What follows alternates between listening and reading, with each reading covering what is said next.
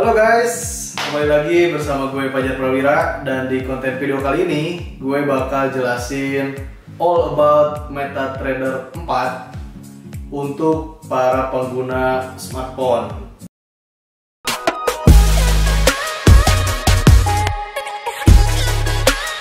Audio Jungle.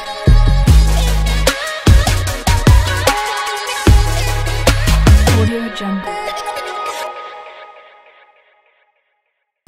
Dan karena mayoritas pengguna smartphone di Indonesia adalah Android, jadi di sini gue bakal bongkar MetaTrader 4 untuk smartphone khusus Android ya. Oke, kita langsung aja. Gue lihat di sini tampilannya ya gini ya. Ini adalah tampilan awal. Dan di sini ini ada 6 ya. Ada 6 tools atau bagian.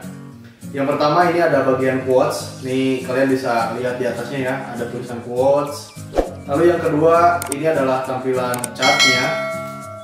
Ini adalah tampilan chart. Lalu yang ketiga ini adalah tampilan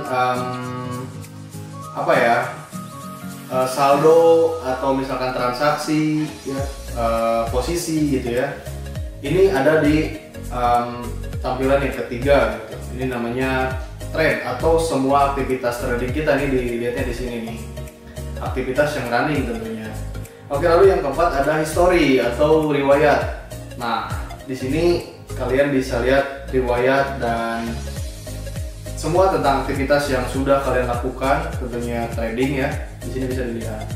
Lalu yang kelima di sini ada berita. Biasanya ya berita-berita tentang market gitu ya. Kalau terhubung MQL5-nya, beritanya akan otomatis tampil tuh di setiap akun trading yang terhubungnya juga.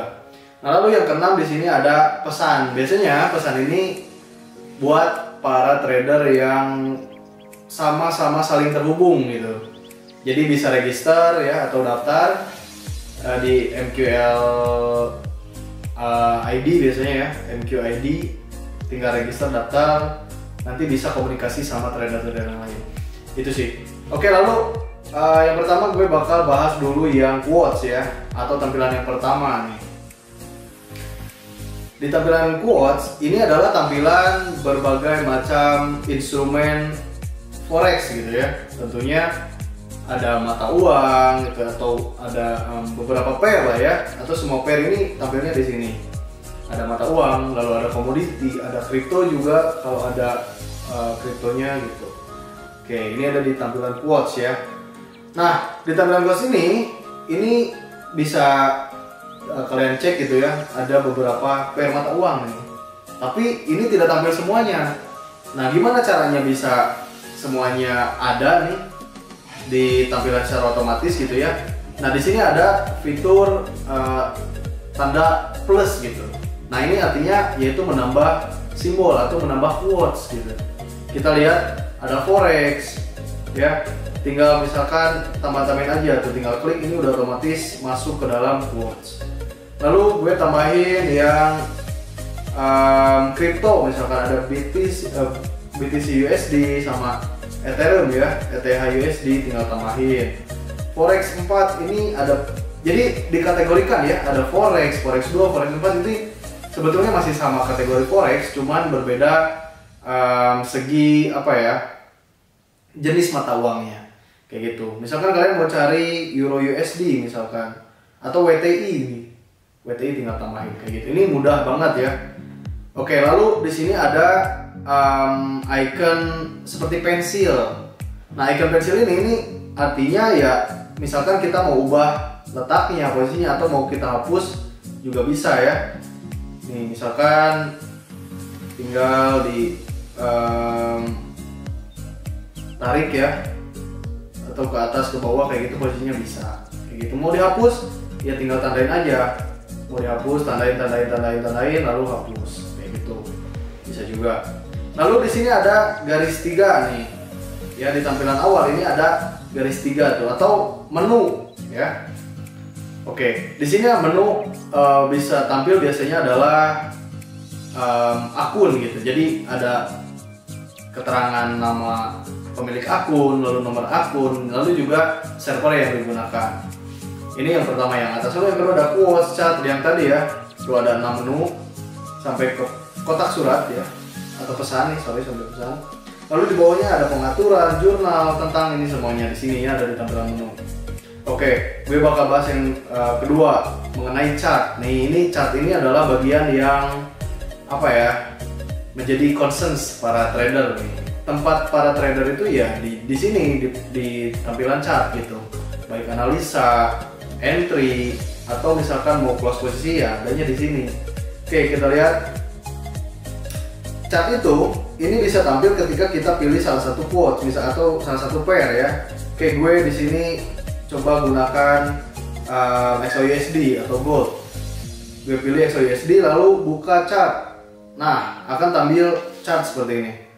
Kita bisa lihat chart itu artinya ya pergerakan harga gitu ya, yang dibentuk melalui candlestick biasanya. Sebetulnya ada beberapa ya, bukan hanya candlestick, bisa menggunakan apa ya,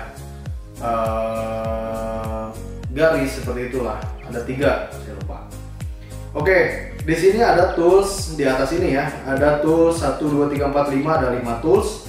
Kita bedah satu-satu. Yang pertama ada tools yang kayak plus tapi tengahnya ada titiknya. Oke, beda ya dengan plus yang pertama. Ini plus yang kedua ini ada titiknya di tengah. Artinya ya ini untuk menggeser-geser. Misalkan letak di sini harganya berapa, atau di sini harganya berapa. Tuh, munculnya ini ada di bagian sebelah kanan. Dengan blok warna putih itu ada letak harga yang sesuai ditunjukkan oleh apa ya, disebut ini apa ya,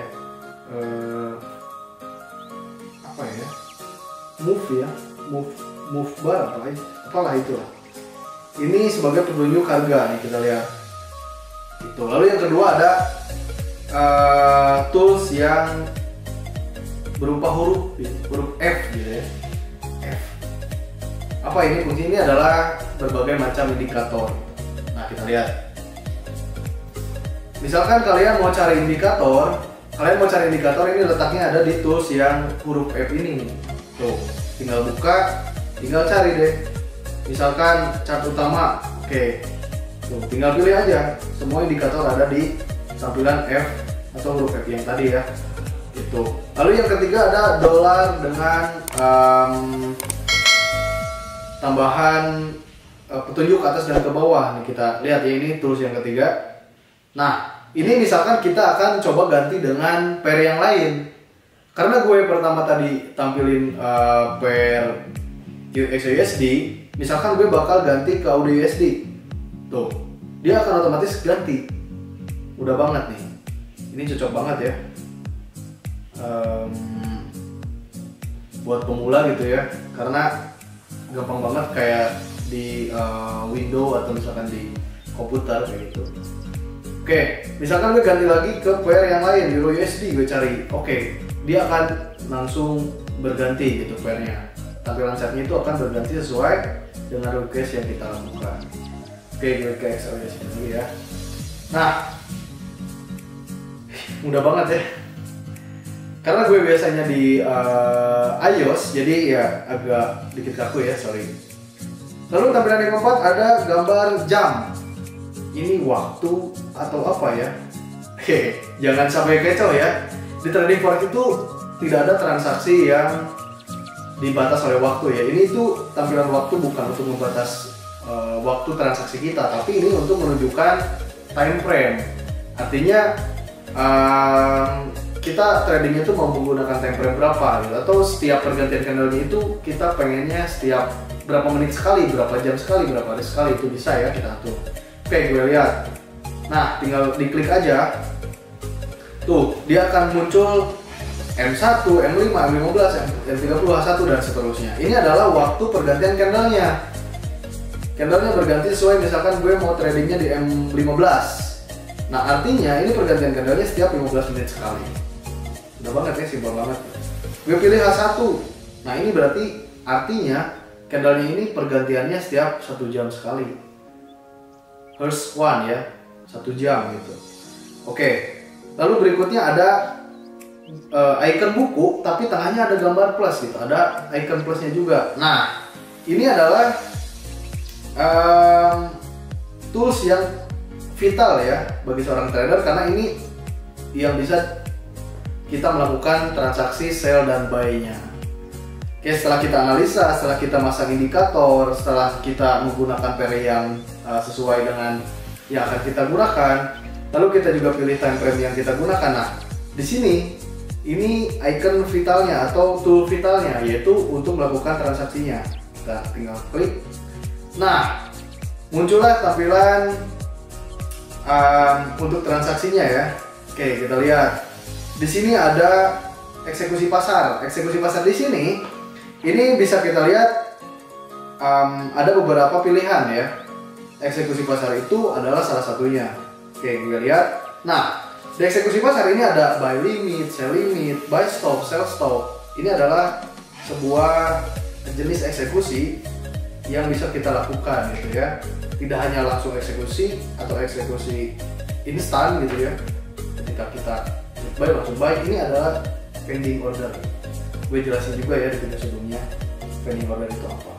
Oke, di sini ada buy limit, sell limit, buy stop, sell stop, itu untuk ya, kita gunakan sesuai dengan apa yang akan kita lakukan. Selanjutnya ada di sini nih. Ini ada 0.01. Ini tuh apa sih? Ini adalah lot. Nah, lot yang gue jelasin di video sebelumnya, ini di sini bisa kita set. Misalkan gue bakal pakai lot 1 misalkan ya. Oke. Nah, lot 1. Oh, gue tambahin deh 1.2 misalkan. Oke, bisa juga. Ini 02 ya, sorry ya. Ini 02. Nah, yang pertama yang plus pertama itu 0,02, yang plus kedua adalah 02 kayak gitu ya. Tuh.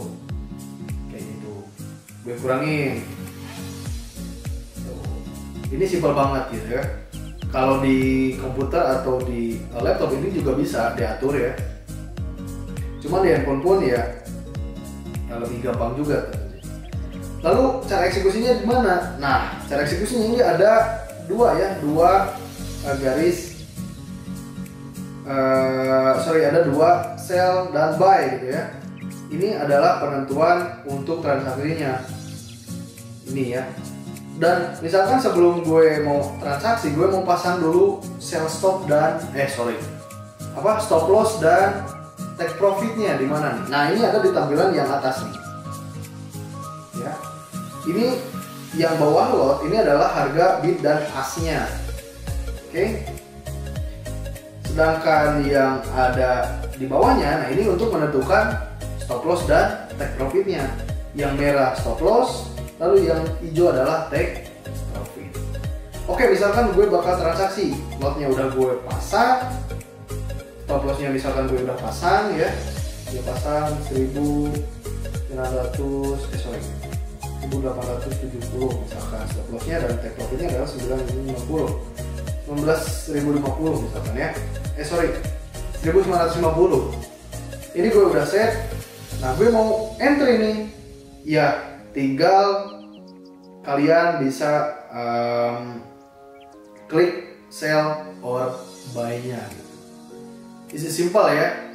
Simple banget nih. Di handphone pun ternyata gampang juga. Karena gue seringnya di komputer, jadi ya biasanya sih di komputer. Dan kalaupun di smartphone, karena gue gunain iOS, jadi ya beda juga sih, dikit beda, cuman ya hampir sama lah. Oke, back ya, kembali lagi. Ini adalah beberapa tampilan ya. Tadi ada yang plus pakai titik, lalu ada huruf F, ini adalah indikator, lalu ada gambar icon dolar, lalu juga ada penunjuk panah ke atas dan ke bawah. Ini sebagai cara kita mengubah pair yang akan kita tradingkan gitu, atau pair yang akan kita analisa. Ini yang ketiga ya. Lalu yang keempat ada tools untuk time frame.